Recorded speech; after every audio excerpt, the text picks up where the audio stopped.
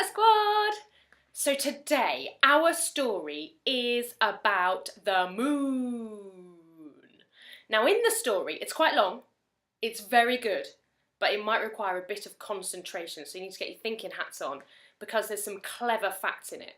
So I'm not going to tell you about that sort of stuff before, I'm going to talk about it at the end, and I think you'll learn some stuff during the story. So, are you ready? Get your teddy and snuggle down. Today's story is The Great Moon Confusion, and it's by Richard Byrne.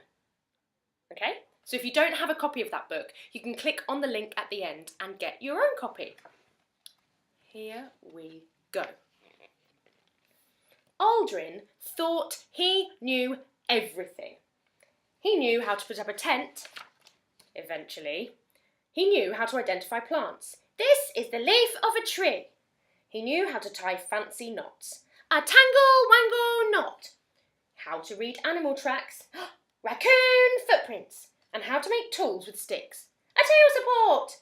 Fox, rabbit and woodpecker looked on with amazement. But Hubble and Lovell were more interested in looking up at the night sky. There's the great bear and the little bear.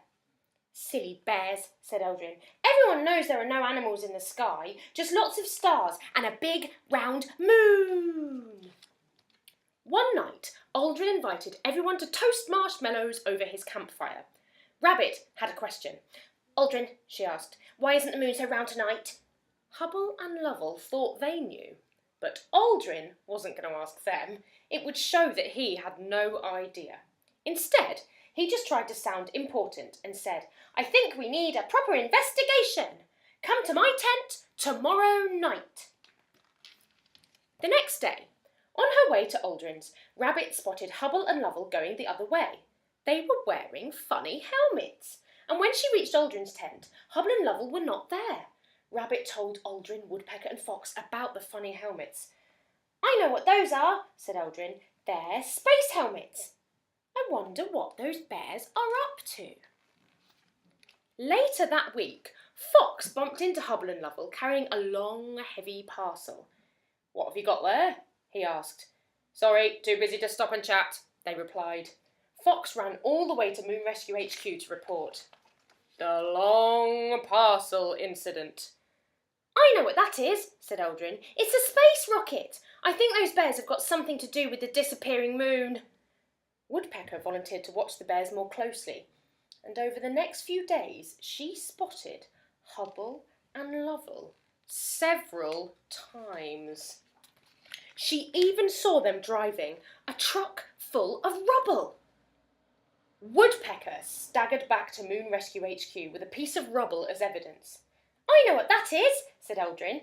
It's moon rock. Hubble and Lovell have been stealing the moon. So this is what Aldrin thinks has been happening. They've got in their spaceship, they've gone all the way to the moon, they've taken the moon rock and they've brought it all the way back to Earth. Wow.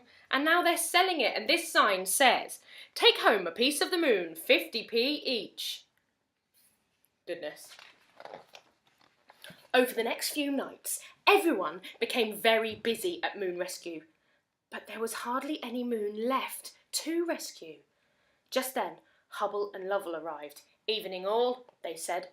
Would you like to come to our new den and see the moon? Said Hubble. I knew it, said Aldrin. You have been stealing the moon.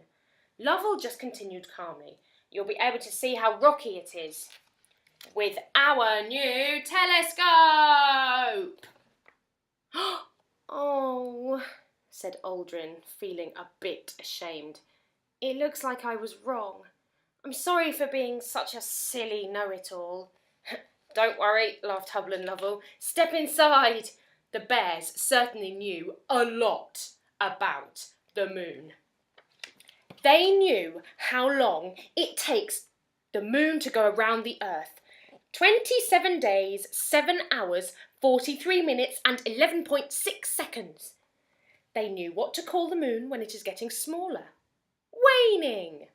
Until it can't be seen at all. A new moon. And they knew what to call the moon when it's getting bigger.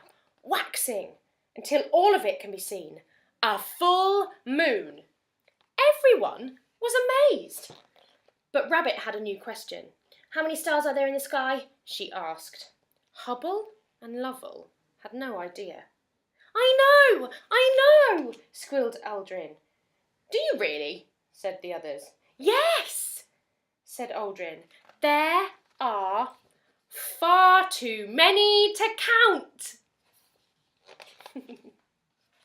Look at all those stars. I think Aldrin's right. There are far too many to count. So that's the end of our story. Did you like it? There's lots of facts in there, weren't there? So, can you remember how long it takes the moon to go round the Earth? It is 27 days, 7 hours, 43 minutes and 11.6 seconds. Wowzers, trousers. And when the moon is getting smaller, you know what that's called? That's called waning. And then when it's all gone, it's called a new moon. And then when it starts to get bigger again, that's called waxing. And then when it's the biggest it can possibly be, that is called a full moon.